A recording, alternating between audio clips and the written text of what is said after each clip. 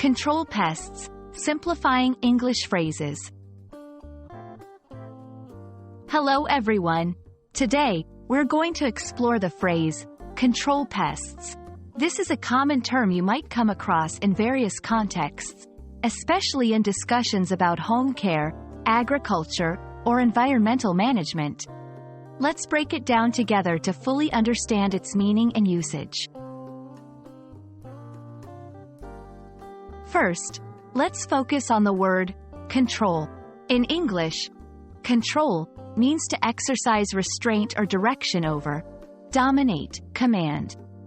It implies having the power to manage or oversee. So, when we talk about controlling something, it means we are managing it or keeping it under check. Now, let's talk about pests. Pests are animals or plants which are harmful to humans or human concerns. Common examples include insects like mosquitoes or flies, rodents like rats, or even larger animals that might harm crops or property.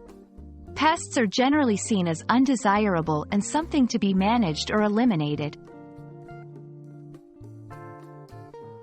When we combine these terms, control pests means to manage or restrain pests in a way that reduces their harmful impact.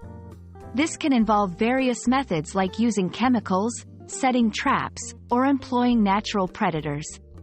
The goal is to protect our homes, gardens, agriculture, or even natural ecosystems from the damaging effects of these pests. Let's see some examples. 1. In agriculture, farmers use pesticides to control pests that can destroy crops. 2. In homes, people might use insect repellent to control mosquitoes.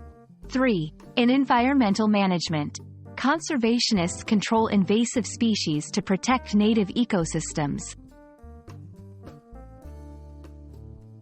Understanding phrases like control pests helps in better grasping the English language, especially in specific contexts like home care or environmental conservation.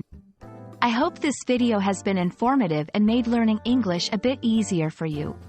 Stay curious, and see you in the next video.